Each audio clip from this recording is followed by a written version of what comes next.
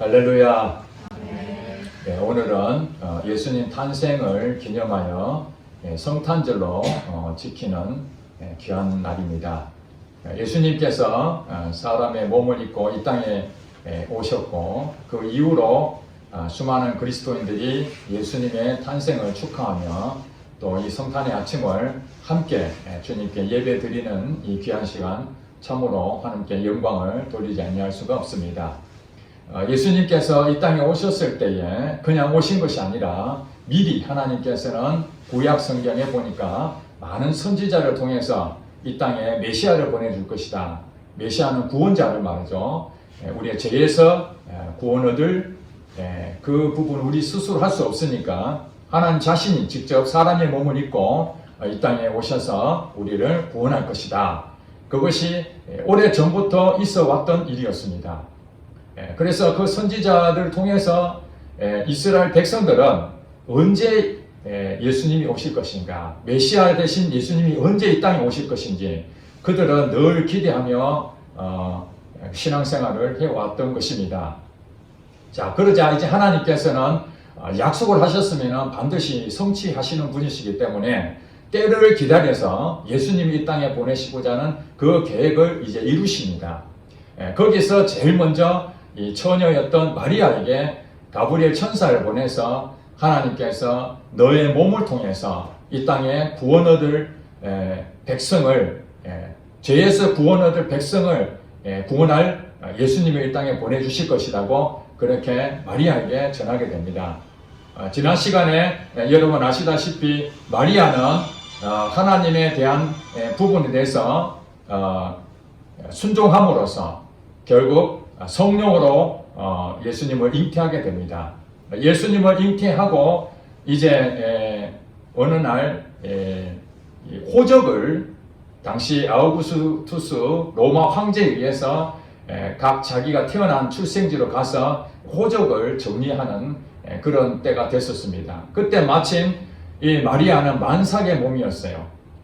결국 이 요셉의 고향이 베들레헴이었습니다. 실제로 살고 있는 것은 나사렛이라는 동네에 살고 있었지만은 이 베들레헴으로 가서 호적을 정리하고 와야 되는 그런 상황이어서 그 두 사람은 만삭의 몸을 이끌고 베들레헴으로 가게 됩니다. 그런데 마침 그 베들레헴에 도착하자 여관이 없어서 마구간, 말을 먹는 곳에 거기서 예수님이 탄생하게 됩니다. 사실은 굉장히 비천하고 보잘것없는 그 예수님이 화려한 곳에서 태어나지 못하고 빈하게 이렇게 태어났다는 것을 알 수 있습니다. 그것도 이미 예수님이 이 땅에 오셨을 때에 보잘것없고 참으로 주기도 우리가 볼 수 없는 흠모할 만한 그런 모양이 없는 그런 모습으로 예수님은 실제로 오셨던 것입니다. 자, 예수님께서 이 땅에 오시고 그 사건이 그냥 물론 예수님은 만왕의 왕으로 이 땅에 오셨습니다. 유대인의 왕으로 오셨습니다. 그러나 태어날 때는 사람들에게 이렇게 알려지지 않는 그런 모습으로 왔지만 하나님께서는 표적을 또 준비하셨습니다. 그들이 누구냐면은 동방에서 이 박사들이라고 불리는 이 사람들, 이방 사람들입니다. 이스라엘 백성들이 아닌 이 이방 사람들을 통해서 예수님이 이 땅에 오셨다는 그 표적을 우리에게 보여주고 있습니다. 오늘 본문에 보니까 2장 1절에 보니까 헤로드 왕 때에 예수께서 유대 베들레헴에서 나심에 동방으로부터 박사들이 예루살렘에 이르러 여기에 있는 이 동방으로부터 온 이 박사들, 동방 박사들이죠. 동방 박사들이 실제로 예물을 세 가지를 해서 세 사람이지 않겠느냐 그렇게 이제 전설에 내려오고 있지만은 실제로 몇 사람이 온지는 알 수는 없습니다. 동방 박사들이 이 동방 박사들은 지금으로 보면 천문학자들이다 이렇게 볼 수 있고 과거에는 점성가들, 별을 관측하는 사람들이었습니다. 별을 보고 미래를 예측하기도 하고 또 별을 보고 여러 가지 징조를 파악하는 그런 일을 했던 사람들이 이 동방 박사들이었습니다. 어느 날 그들이 별을 관측하는 데에 참 이상한 별을 하나 보게 됩니다. 그 별이 특별한 별이었죠. 늘 관측된 그런 별이 아니라 정말 이상한 그 별을 관측하게 됩니다. 이 별이라는 것은 굉장히 상징적인 의미가 있죠. 우리가 어떤 그 존경받을 만한 아주 위대한 큰 인물을 큰 별이다 그렇게 말하지 않습니까? 그리고 인기를 좀 얻으면 스타가 됐다 그런 얘기하고, 또 군대 가면은 별 다는 것이 목표다. 이 별이라는 것은 굉장히 그 높은 지위, 이 존경을 받을 만한 그 인물. 그래서 전 세계적으로 아주 유명한 분이 죽게 되면은 별이 큰 별이 지다 그렇게 말을 하지 않습니까? 그런 차원에서 이 별이라는 것은 굉장히 중요한 상징을 가지고 있죠. 바로 예수님이 별이시잖아요. 별. 새벽별. 하나님께서는 이 별이라는 그 관측하는 이 동방박사들을 통해서 예수님이 이 세상의 진정한 별이다. 또 별에는 빛이 나잖아요. 세상의 빛으로 오신 분이다. 이걸 어떻게 말하면 상징한다고 볼 수 있습니다. 그 별의 움직임을 통해서 아마 그들이 이 별이 무슨 별인지 모르지만 정말 특별한 별이다. 심지어는 우리가 별을 통해서, 별의 이동을 통해서 지금 큰 인물이 날 것이다. 큰 인물이 죽는다. 이것을 별을 관측해서 이렇게 예측하기도 하는 것처럼 지금 이들이 관측했던 이 별은 예사별이 아니라는 것을 알고, 지금 현재 동방박사들에게 성경에서 구체적으로 얘기하지는 않았지만 오늘 본문 내용을 유추해 볼 때에 하나님께서 이 동방박사들을 예비해서 표적을 보여주시기 위해서 그 별을 관측하게 만드시고, 또 지금 예수님이 어디에 지금 태어났습니까? 베들레헴이죠. 예루살렘과 한 10km 정도 떨어진 이 베들레헴에 예수님이 탄생한 것을 경배하라는 그 사인을 그들에게 주셨을 것이라는 거예요. 그냥 별 하나 보고 정말 특별한 별이다 이랬으면 끝났을 텐데, 그들이 물어서 그 별을 보고 어디까지 왔습니까? 예루살렘까지 왔다는 걸 볼 때에 하나님께서는 이 동방박사들에게 천사를 보내셔서 이 별은 이 세상을 구원할 자 메시아다 이런 사인을 보냈다고 그 추정을 할 수가 있습니다. 그래서 이들이 예루살렘까지 갔죠. 이스라엘의 수도였던 예루살렘에 이르러 이제 그 주변에서 일어날 것을 예상하고 2절에 보니까 유대인의 왕으로 나시니가 어디 계시냐 벌써 알고 있잖아요. 이들이 어떻게 알겠습니까? 이방 사람들입니다. 그 이스라엘 백성들이 아닙니다. 이스라엘 백성들 같으면 구약 성경을 그 당시 있었기 때문에 선지자가 쓴 그 책을 통해서 메시아가 오실 것이라는 그런 기대를 하는데, 이 이방 사람들은 메시아에 대해서 전혀 알지를 못한 상태입니다. 그럼에도 이들이 유대인의 왕, 바로 예수님이 탄생한 것을 이 예루살렘 와서 물어봤다는 얘기는 이미 천사의 지시를 받았지 않겠나 그렇게 보이는 것이죠. 우리가 동방에서 그의 별을 보고 그에게 경배하러 왔다. 지금 사실은 이들이 동방에서 왔다 하지만은 학적으로 나와 있는 이 지역 어디쯤인가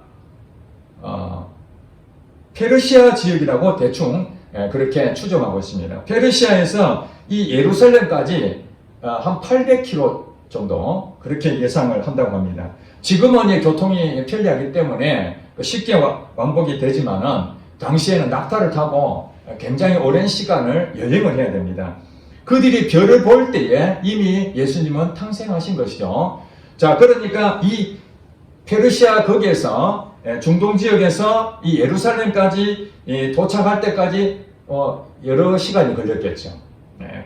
실질적으로 예수님이 탄생한 곳은 마구간이었어요. 그러나 그들이 마구간에 계속 있는 것이 아니라 거처를 집으로 옮기고 있는 그 상태에서 이들은 어느 정도 기간인지 모르지만 그래도 시간이 걸려서 예루살렘까지 왔던 것입니다.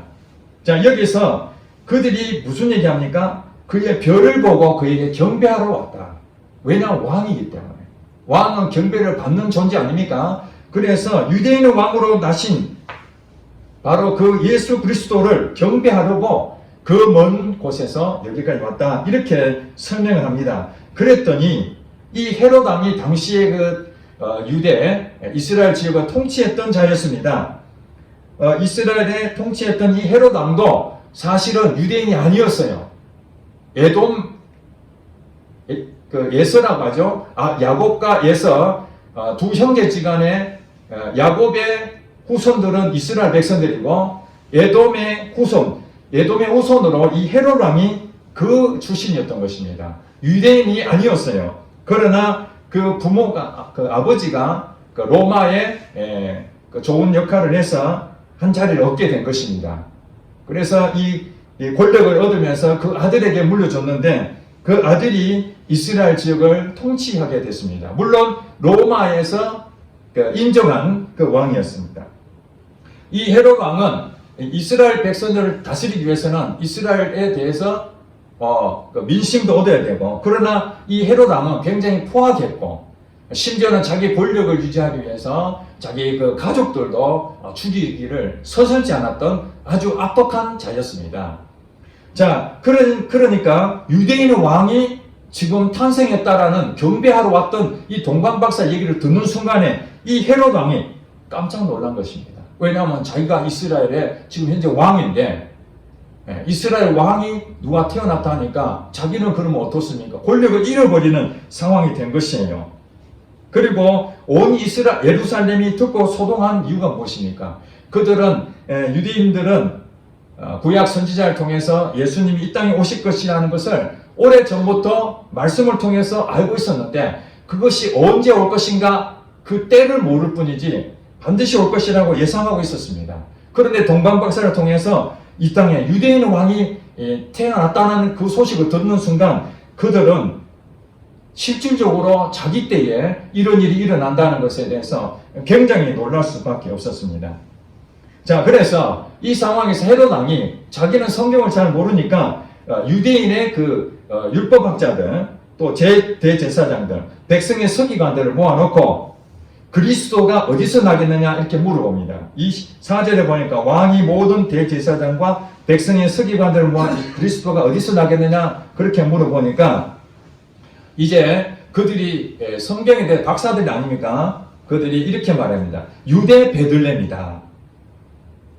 그것을 어떤 근거냐 하니까 구약에 선지자가 쓴 책이 있는데 그 6절에 보니까 유대 땅 베들레헴아 너는 유대 볼 중에서 가장 작지 아니하도다. 내게서 한 다스리는 자가 나와서 내 백성 이스라엘 목자가 되리라. 이 구절을 찾아낸 겁니다. 이것이 무엇입니까? 메시아가 탄생하는 그 곳이 바로 베들레헴이라는 베들레헴. 이 내용을 어떤 선지자가 했냐면 미가 선지자가, 구약에 미가라는 선지자가 있었는데 미가 선지자가 이 말을 실질적으로 했고 또 기록이 되어 있습니다. 미가서에 보면 이렇게 기록이 되어 있습니다. 그것을 얘기하니까 헤롯이 박사들을 불러놓고 별이 언제 나타났는지 그 시기를 물어보고 그 다음에 베들레헴이라 그러니까 베들레헴으로 가라. 박사들은 이제 예루살렘까지 왔지만은 어디로 가야 될지 물어봤잖아요. 그럼 헤롯이 베들레헴으로 가라. 그러면서 하는 얘기가 가서 아기에 대해서 자세히 알아보고 찾거든 내게 다시 와가지고 그에게 경배할 수 있도록 네가 정보를 좀 달라. 이렇게 설명합니다. 이 말을 듣고 박사들이 왕의 말을 듣고 이제 가는데 이 별이 또 다시 나타나서 이제 안내를 하게 됩니다. 결국 마리아와 예수님이 있는 그곳에 별이 딱 멈추니까 여기에 메시아가 왔구나. 그리고 그들은 엄청 기뻐하고 11절에 보니까 집에 들어가 아기와 그의 어머니 마리아가 함께 있는 것을 보고 엎드려 그들이 여기까지 온 목적을 지금 얘기하죠. 아기께 경배하고 보배합을 열어 황금과 유향과 몰약을 예물로 드립니다. 경배하는 것은 우리가 말로서 경배할 때도 있지만은 이렇게 자기의 마음을 담아서 선물을 준비해서 가져오는 이것이 진정한 경배죠. 그래서 국가 간에 서로 원수들이 서로 정상회담하면은 각각의 필요한 자기의 그 선물을 준비해서 갑니다. 거기에 대한 예우를 갖추는 거죠. 내가 당신을 존경한다. 그런 의미에서 정상 간에도 이렇게 하는데 특별히 이 왕으로 태어나신 예수님에 대해서 세 가지의 이 예물을 보배합을 열어서 그들의 예수님 앞에 바친 내용이 나옵니다. 사실 그렇습니다. 하나님께서는 우리 입으로 하나님 사랑한다가 아니라 정말 마음을 다해서 하나님께 경배하는 거, 이거 굉장히 중요하다는 것입니다. 이방 사람이었던 이 사람도 왜 경배하러 왔는가? 바로 그분이 왕이라는 것을 보여주시기 위해서 그들은 여기 멀리까지 와서 경배를 했습니다. 여러분, 여기서 볼 때에 이 이방 사람들이 왜 예수님을 이렇게 경배했을까요? 당시에는 예수님께서 이스라엘 백성으로서 다윗의 자손으로서 이 땅에 오셨지만은 실질적으로 예수님은 그 죄 문제를 해결하는 것이 이스라엘 백성들만의 문제입니까? 아니지 않습니까? 이스라엘 백성들을 육적인 구원이 아니라 영적인 죽음에서 우리를 구원하시고 죄 문제를 해결하시는 것은 이 유대인이나 이방인이나 동일하게 적용을 받는 것이죠. 그런 점에서 이 동방 박사들, 이방인의 대표라고 할 수 있는 이들에게 경배를 받는다는 것은 우리의 경배를 같이 지금 동방 박사가 예수님 앞에 경배하는 이 순간 바로 저와 여러분도 이방인이었잖아요. 이스라엘 백성은 여러분도 함께 지금 예수님 앞에 경배한다고 볼 수 있습니다. 오늘 성탄절에 예수님께 탄생하셨는데 그 탄생한 것 때문에 오늘 이렇게 여러분들 경배하러 오셨지 않습니까? 이렇게 예배에 참여해서 하나님을 경배하고 또 마음으로 물질을 드리는 사람도 있고 또 헌신하는 사람도 있고 여러 방법으로 예수님이 나의 왕이시라는 것을 경배하는 삶으로 드려질 때 그것이 하나님께서 받으시는 이 예배가 되는 겁니다. 그러고 난 다음에 지금 헤롯에게 다시 돌아가면은 경배하고 돌아가면은 헤롯이 가만히 있겠습니까? 지금 예수님을 죽이려고 지금 계획을 잡는 거거든요. 자기 권력을 지금 문제가 되니까. 실질적으로 예수님을 경배하려고 한 것이 아니라 사실 속인 것입니다. 그러나 이 동방박사들은 그 상황을 잘 모르지 않습니까? 그래서 이제 헤롯에게 가려고 했지만은 12절에 보니까 그들은 꿈에 헤롯에게로 돌아가지 말라 지시함을 받아 다른 길로 고국에 돌아갑니다. 이 하나님께서 예수님을 죽이면 안 되잖아요. 이 땅에 구원자로 오셨는데 헤롯이 죽이려고 하는데 예수님이 죽으면 안 되니까 천사를 보내서 꿈속에 돌아가면 안 된다. 그렇게 해서 다시 피해가지고 고국으로 돌아갔다는 사실입니다. 자, 이 상황에서 또 요셉에게 마리아의 남편 요셉에게 하나님께서 천사를 또 보냅니다. 지금 헤롯이 태어난 예수님에 대한 소식을 들었으니까 가만히 있지 않을 것이다. 조만간 예수님을 죽이려고 할 것이다. 너는 빨리 아기를 데리고 어디로 피신하라 그랬습니까?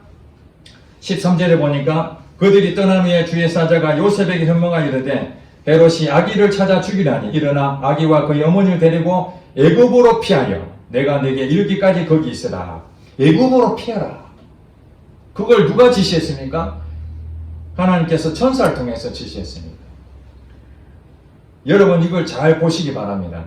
지금 하나님께서는 예수님을 그냥 탄생시킨 것이 아니라 선지자를 통해서 오랜 시간 동안 예수님이 이 땅에 오실 것을 약속을 하셨고 그 약속하시고 그 다음에 성취를 하시는데 반드시 하나님이 약속하신 것을 하나씩 그대로 실천에 옮기고 있다는 것을 우리는 아셔야 됩니다. 자, 이거 왜 볼까요? 자, 1장 23절에 보니까 보라 처녀가 잉태하여 아들을 낳을 것이요 그의 이름은 임마누엘이라 하리라. 이것이 이사야 선지자를 통해서 예수님이 누구를 통해서 나온다? 처녀의 몸을 통해서 예수님이 오실 것이다. 그것을 이사야 선지자를 통해서 미리 말씀하신 대로 바로 처녀였던 마리아에게 실제 일어나게 된 것입니다. 그 다음에 말씀드린 것처럼 어디서 태어날 것인가? 그 미가 선지자를 통해서 베들레헴 땅에서 태어난다. 그대로 베들레헴 땅에서 태어났는데 예수님이 이 땅에 태어나는데 실질적으로 나사렛에서 살고 있었죠. 아이를 가지고 있었을 때는 나사렛에서 있었습니다. 만약에 나사렛에서 계속 있었으면 아무 일어나지 않았다면 틀리는 거잖아. 베들레헴이 아니니까. 그런데 마침 로마 황제에 의해서 호적을 하라는 그 사인이 떨어지면서 고향이 바로 요셉의 고향이 베들레헴인 거예요. 만약에 요셉의 고향이 베들레헴이 아니라 다른 지역이었다면 이 성경이 안 맞는 것이죠. 그러니까 요셉을 통해서 마리아하고 결혼하게 만들어가지고 그 베들레헴 땅에서 태어나게 할 것을 벌써 언제 알았다는 거예요. 이 미가 선지자가 쓰여질 그때에 벌써 예언했다는 얘기는 벌써 오래전부터 앞으로 요셉이라는 사람을 통해서 그 고향은 베들레헴 땅에서 태어난 출신이었던 그 사람을 통해서 마리아, 처녀인 그 마리아하고 거기에 예수님이 태어날 것이라고 하게 했다는 것입니다. 그 다음에 또 애굽으로 피신하게 됐죠, 지금. 예. 헤롯 때문에 죽을 수 있으니까 천사를 통해 애굽으로 피신시켰는데 이 애굽에 간 것도 15절에 보니까 헤롯이 죽기까지 거기 있었으니 이는 주께서 선지자를 통하여 말씀하신 바 애굽으로부터 내 아들을 불렀다함을 이루려 하십니다. 요거는 누구를 통해서 했습니까? 바로 호세아 선지자를 통해서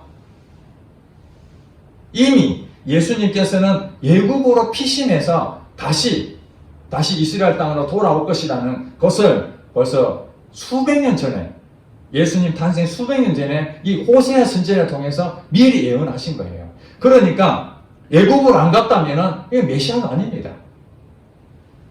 그러니까 메시아가 된다는 예수님 이 땅에 태어나려면 그냥 태어나는 것이 아니라 이런 조건들을 다 갖추어야만 그분이 진짜 예수님이시구나.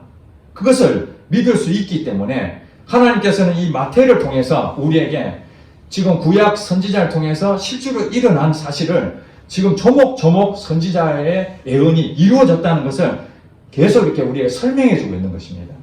그 다음에 그 헤롯이 그 아이를 죽이려 하니까 예수님이 지금 사라져 버렸잖아요. 애국으로 도망가 버렸으니까. 그래서 헤롯이 어떻게 생각합니까? 안 되겠다.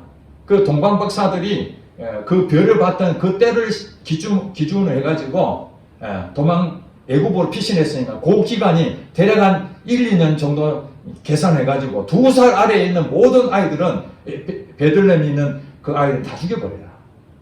사실 예수님을 죽이려고 했던 것인데 그 아이들까지 같이 죽이는 그런 일들이 생기게 됐다는 거예요. 이 일도 그냥 헤롯의 머리에서 나온 것이 아니라 헤롯이 어떻게 할 것인지를 벌써 이 에레미야를 통해서 벌써 말씀했다는 거예요. 여기 보니까 17절에 보니까 선지자 예레미야를 통하여 말씀하신 바 라마에서 슬퍼하며 크게 통곡하는 소리가 들리니 라헬이 그 자식을 위하여 애곡하는 것이라. 그가 자식이 없으므로 위로받기를 거절하였도다 함이 이루어졌느니라. 아이가 죽는 것도 그냥 그러니까 우연히 일어나는 것이 아니라 실질적으로 성경 말씀이 이루어졌다고 이렇게 말씀하시는 것입니다. 그리고 결국에는 헤롯이 죽고 난 다음에 다시 천사가 요셉을 꿈속에서 다시 고향으로 돌아와라, 고국으로 돌아와라. 그래서 예루살렘 이제 베들레헴이 원래 살다가 갔잖아요. 베들레헴으로 가려고 그러니까 그때에 이 아켈라오는 헤롯 왕이 죽고 그 다음 후계자가 아켈라오입니다. 아켈라오가 이 유대 땅을 다스리게 됐는데 이 아켈라오도 헤롯 왕과 조금 더 뒤지지 않으면 악한 왕이었어요. 그러다 보니까 이 요셉과 마리아가 다시 베들레헴 가서 살려 그러니까 이 예루살렘에 가까운 아켈라오의 이 영향이 있어요. 예수님을 죽이려고 지금 헤롯 왕이 그랬으니까 당연히 유대인 왕으로 태어난 그 아이들을 죽이려고 이 아켈라오도 분명히 그랬을 것입니다. 그러니까 무서워서 도저히 못 가겠다. 그러니까 어디로 가라 그랬습니까? 갈릴리 지방. 자기가 옛날에 살던 거, 처음에 있었던 거, 그 나사렛이라는 동네로 가게 된 겁니다. 그래서 23절에 보니까 나사렛이란 동네에 가서 사니 이는 선지자로 하신 말씀에 나사렛 사람이라 칭하리라 하심을 이루려 하십니다. 이것도 그냥 나사렛에 가서 산 것이 아니라 아켈라오라는 그 악행자가 마리아와 요셉이 다시 고국에 돌아왔을 때에 그들을 죽일 수도 있다라는 이것이 마리아가 무서워서 내가 어디로 갈 것인가? 결국에는 나사렛이라는 옛날 그 동네로 가야 되겠다. 왜냐하면 예루살렘에서 멀리 떨어진 곳이거든요. 갈릴리 쪽이니까. 그래서 좀 예수님을 보호하기 위해서 그렇게 갔던 것인데, 나중에 보니까 이게 이미 나사렛이라는 그 동네에 요것도 이사야 선지자를 통해서 이미 예수님은 나사렛에서 살게 된다고 그렇게 예언했다는 거예요. 그래서 그 별명이 나중에는 예수님이 장성해가지고 사역할 때에 다윗의 자손 예수여 이렇게도 말하지만 나사렛 예수여 이렇게도 말하고 있습니다. 나사렛에서 살았기 때문에. 자, 여러분, 이제 오늘 본문 내용의 말씀은 한 부분에서 다 정리를 했습니다. 예수님이 이 땅에 오신 것은 그냥 한 부분으로 오신 것이 아니라 성경 말씀을 완전히 이루신 분이 바로 예수님이십니다. 구약의 선지자를 통해서 예수님이 어떻게 오실 것인지, 어디서 태어날 것인지, 누구의 몸을 태어날 것인지, 또 어디서 살 것인지, 그런 모든 상황들을 다 조목조목 다 이렇게 성취하신 그 성탄절이 바로 예수님의 탄생이라는 거예요. 그러니까 오늘 수많은 내가 예수다 하는 사람들이 온다면은 그가 예수님이 이 당시 왔을 때 예수님 혼자 왔겠습니까? 이전에도 수많은 사람이 내가 예수다, 내가 메시아다 이렇게 온 사람들이 많았습니다. 당시에도.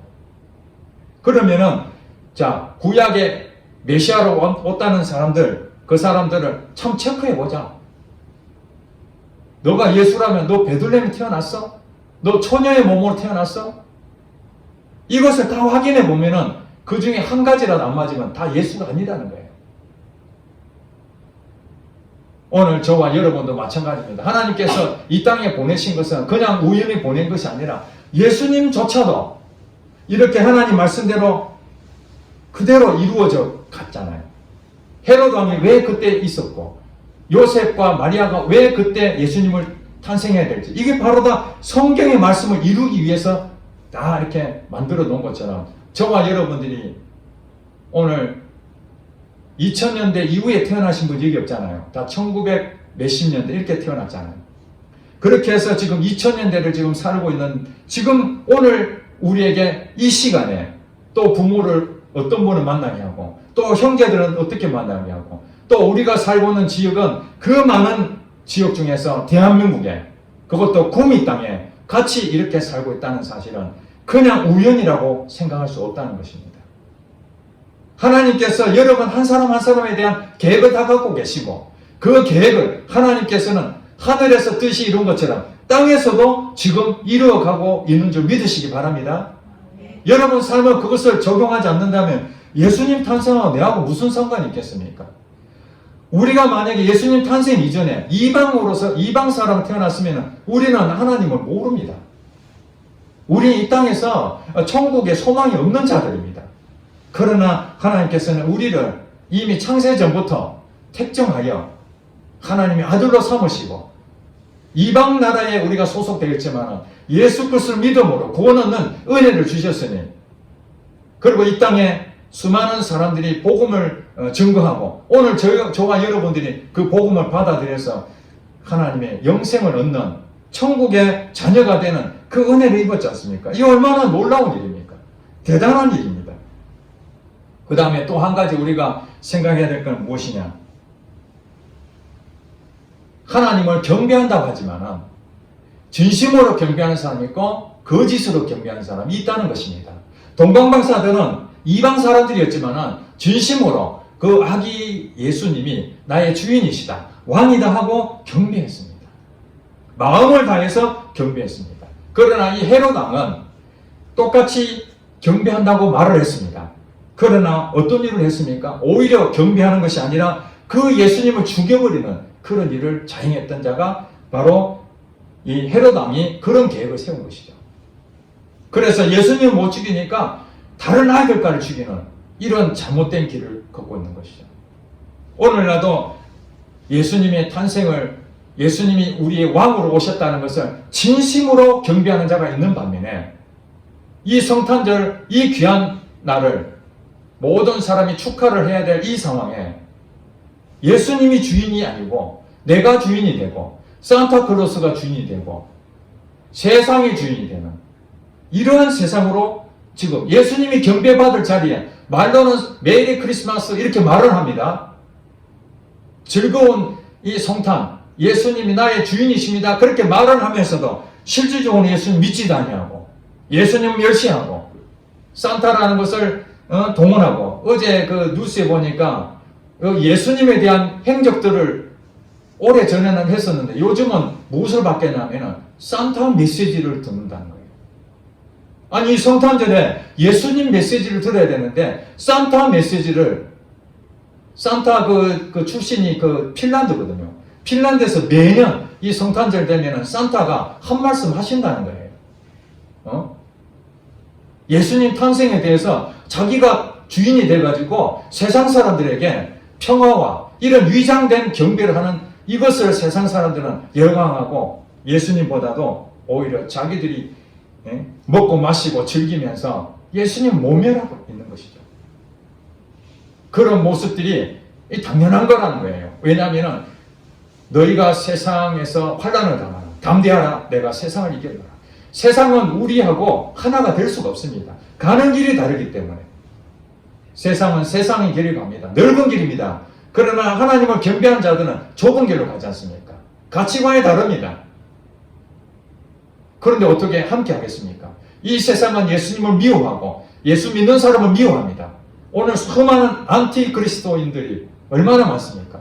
기독교를 비판하고 수많은 사람들이 이 기독교를 잘못된 종교로 그렇게 치부하고 있습니다. 그러나 하나님은 살아계십니다. 그 소수의 그리스도인들, 참으로 예수님을 진심을 다해서 경배하는 그들을 통해서 하나님이 일을 하신다는 사실입니다. 그리고 하나님께서는 예수님이 탄생하기까지 실질적으로 어떤 일이 있었습니까? 하나님께서 지키시고 보호하셨습니다. 실질적으로 동방박사의 별을 보고 가게끔 만드셨고 또 헤롯 왕에게 그 정보를 주지 말도록 하나님께서는 이 동방박사의 꿈으로 그걸 지시하시고 또 요셉을 통해서 애굽 땅으로 피신하게끔 만드시고 그런 모든 사실들을 하나님께서는 하나님 사인을 통해서 일을 해 나가신다는 것입니다. 오늘 저와 여러분에게도 우리가 도전을 받을 거 뭐냐면은 이 땅에 우리를 보내신 것도 하나님의 계획하심으로 보내셨지만은 하나님께서는 우리의 모든 일어나는 환경과 또 우리의 가지고 있는 가치관과 또 여러분 가지고 있는 모든 것들이 여러분 주위에 있는 모든 것들이 다 하나님의 인도하심을 통해서 이루어가고 있다는 것입니다.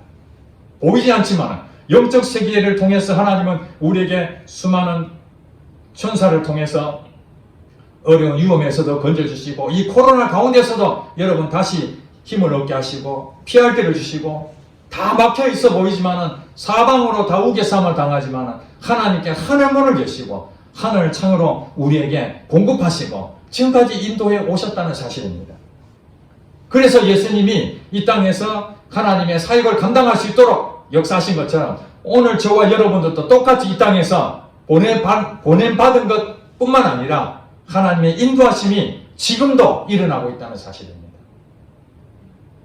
여러분 기뻐하시기 바랍니다. 오늘 이 별을 보고 매우 기뻐했던 동방박사들처럼 오늘 저와 여러분들도 예수님이 탄생하신 그것을 보고 경배 받으실 분, 내가 주인이 아니라 예수님이 나의 주인이시기 때문에 우리 얼마나 기뻐할 수 있습니까? 내 힘으로 할 수 없는 것을 예수님이 내 인생의 주인이 되셔서 모든 걸 인도해 가시고 실제로 내 안에 성령으로 오셔서 내가 어떻게 살아야 될 것인지 먹고 사는 문제뿐만 아니라 우리의 가장 사람으로서 가야 될 방향들 그런 좁은 길을 가서도 언제든 이길 수 있는 영적 능력을 주시는 그분이 바로 예수님이시기 때문에 오늘 이 성탄절 이 아침에 우리 예수님을 마음껏 찬양합시다. 예수님 나의 왕이신 것을 오늘 하루 종일 묵상하면서 예수님을 높이는 이 성탄절이 되기를 주의 이름으로 축복합니다. 기도하겠습니다.